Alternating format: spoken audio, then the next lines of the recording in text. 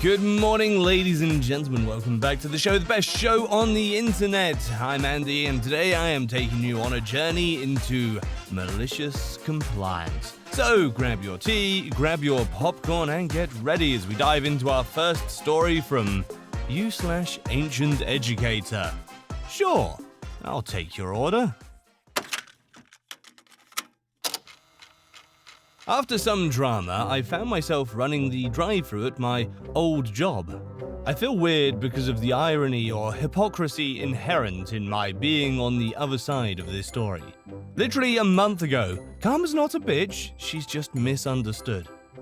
Someone beeps in and we say we're closed. He argues about the time. He argues about the cars in front of him, like that's some sort of rule. Like, if you drive in while there's other cars there, we still have to take your order. Well, we would be a 24-hour place. I'd love the overtime, but I'd be fired a week later. He is not nice about it. Then finally says, with the surprise of someone who's just thought of the greatest idea in the world, "Your sign says you close at 1, so you have to take my order. We also have a sign that says we reserve the right to refuse service to anyone, but whatever. Time for some malicious compliance." Okay, sure. We'll take your order. He orders a Dave's double. "Oh, I'm sorry, sir. We don't seem to have any big burgers right now. The grill's down for the night." He then orders a chili. "Oh, sir, I'm so sorry. Our chili's tossed for the evening. Sorry." Audibly frustrated, he says, "Fine, I'll take a Frosty." "Oh, sir, I'm terribly sorry. Our Frosty machine is down for the night." He then relents. "What do you have then?" We wait a minute to look around. "We have a chocolate chip cookie and a soda." He backs up and screeches off into the night. Not so tasty revenge, love it. Our next story is from Gavilla438. You want updates? You got it. I remember this particular scenario and wanted to bring it up here. It's a long one, so grab your popcorn and drinks. Here we go. So one of the first IT jobs I worked was for the corporate headquarters of a Midwestern sandwich chain. My best friend was the IT manager of this place and was given full reign to hire anyone he wanted. We had previously worked together in another place and he liked my work ethic. So he ended up asking if I'd take the job. Of course, I said yes, since I genuinely enjoyed working alongside his friend, and I thought it would be cool to report to him. Anyway, a few months go by and everything's going well. I'd met and enjoyed mostly everyone in the IT department. Then one day, the CEO congratulates and welcomes a new CTO. This confused me as I thought that my friend's boss was the CTO, but I was then told that he was actually the interim CTO this whole time. So, being green and naive, I decided to take it upon myself to meet the new CTO. The conversation goes more or less like so. "Hi, my name's Jerry. I'm one of the help desk technicians here. It's a pleasure to meet you. Look forward to working with you." I stick out my hand to shake. The CTO just blankly stares at my hand and then back to me. Well, if you need anything or have any questions, I'll do my best to help." The CTO then says, "So just because I'm a woman, I need help? And what exactly can a help desk help me with? Don't offer to help me unless I ask for it, got it?" My friend saw this and was honestly shocked. To this day, that entire exchange still haunts me. In any case, I moved on and ensured to try to stay out of the CTO's way. I decided I wanted to just do my job and work with my friend. The entire time I worked there, my friend had kept me in the loop with all his projects and his work so that I could hopefully be successful in the field. Then, one day, when I get to the office, I'm informed that my friend was fired by a demand of the CTO since he was not meeting expectations.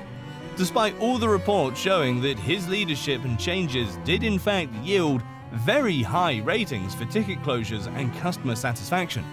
The same day, the CTO comes to the help desk room and walks up to me. She then says, "Hey, you worked alongside that manager, right? Well, I'm making you the interim manager since you know most everything he was working on."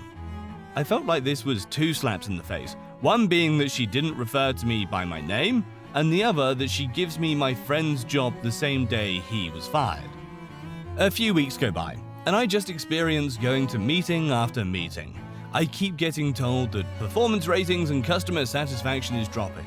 Particular, the biggest gripe that was reported was that work orders were not getting any updates for days on end, and that the requesters were beginning to feel that we were ignoring their issues. I tried to reply with a plan that I had to help alleviate this, but the CTO said, "We'll make sure this is fixed," and would not let me speak. After all those meetings, the CTO sets up a meeting with myself, the Director of Infrastructure, we'll call him Matt, and the previous interim CTO, we'll call him Joe. CTO says, "Okay, how are we going to fix the problem with the work orders?" Me? "Well, I've got a plan that should help with this. See, what I need to do is canvass the tickets and see what..." The CTO butts in. "If I needed a plan, I would have asked for it. I want an answer now." "Okay, well, I'm trying to give you the answer, which is part of this plan." "Then it's useless if you can't get to the answer. Any other ideas?" At this point, we all stayed fairly silent, and the CTO was just more or less rambling to herself. At the end, her response was glorious. "Okay, so moving forward, no matter what it is, I want every ticket to be updated immediately with anything that is going on with the request as it's being worked on." Everything that's going on with the request immediately as it happens. Are you sure about that? I feel like this is going to cause... I know what I said. If I have to repeat myself, consider yourself out of a job. Understood. She then proceeds to send an email summarizing almost everything that happened in the meeting. She then writes that I had no constructive information to provide. But again, see her plan there. It was then that it occurred to me. Cue malicious compliance. I go back to the help desk room and announce the immediate change. "Hey everyone, just wanted to give you a heads up that moving forward, you're going to provide every work order with any and all updates possible. That includes anything from looking at the ticket to moving a laptop to typing on it. Just anything you do must be reported and entered into a ticket." You want everything in tickets? Yeah, you heard that right, everything. As you work on tickets, keep those updates coming. "But if we do that, we could potentially trigger the spam filters. Also, it's going to flood the requesters' mailboxes. Did you mention this to the CTO?" She didn't care to hear about it. It's apparently not constructive information. The 4 technicians then stayed silent until one of them said, "A storm is brewing. This is going to be fun." And we all laughed, knowing what was about to happen. I went to the email that the CTO sent regarding the summary of our meeting and opened it in its own window on my computer. I then continued to do as she had asked, and so did the other technicians. It wasn't even an hour before our updates were beginning to get blocked by the spam filters, and we started getting emails from the requesters asking us why we were updating work orders so much, others asking to be removed from future ticket updates, and many demanding to speak to a manager regarding this sudden disturbance. I updated the IT help desk email with an automatic reply that said something along the following: "Thank you for your message. If this is in regards to your ticket updates, rest assured that we have your best interests in mind. A new policy is in place to provide you with as much transparency to your IT requests as possible. This is in hopes to provide a better customer service experience. Please rest assured that we are aware of the amount of tickets this may produce. We hope to provide further support to you and look forward to completing your request shortly. Company IT Help Desk." Well, it was not long after this that the CEO came into the help desk room and demanded to know what the hell was going on. I could tell he was ready to fire someone. When I calmly said, "Good afternoon, sir. We are simply following orders," and pointed at my screen to the email with the meeting summary. The CEO looked at me and growled, "Follow me." As we were walking, we passed by Matt's, Joe's, and the CTO's office, each time the CEO growling at them, "In my office now!" We get to his office, and the conversation goes like this: "What the hell is going on?" I will reiterate, I'm only following orders." "And what exactly were those orders?" So I reiterate the orders from the CTO. "And here's the email from the CTO regarding this order." "Sir, I can explain. I was just thinking that..." "And did no one stop to think what issues this would cause?"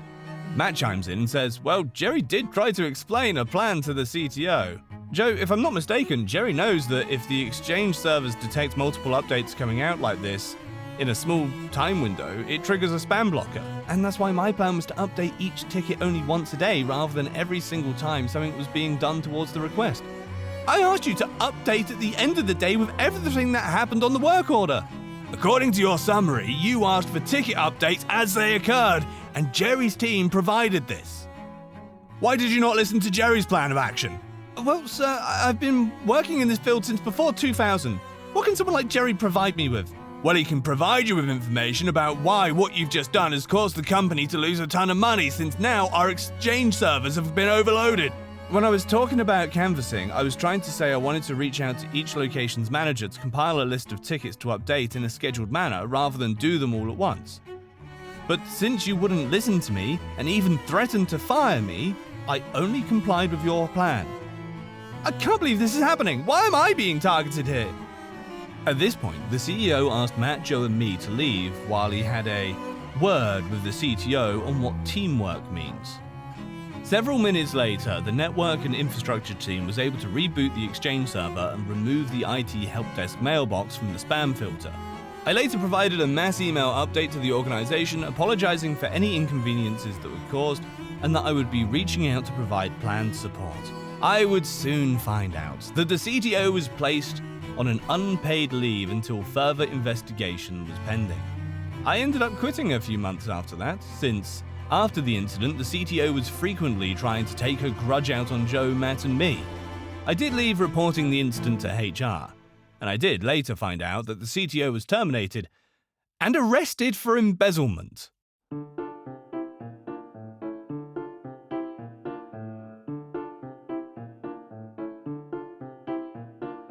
Well, guys and girls, thank you so much for listening to the show. I hope you enjoyed this one. If you've got a second, do me a favor and just leave a review on the show. It takes 1 second and a swipe of the thumb, and it means the world to us. And until next time, guys, peace out. Take care.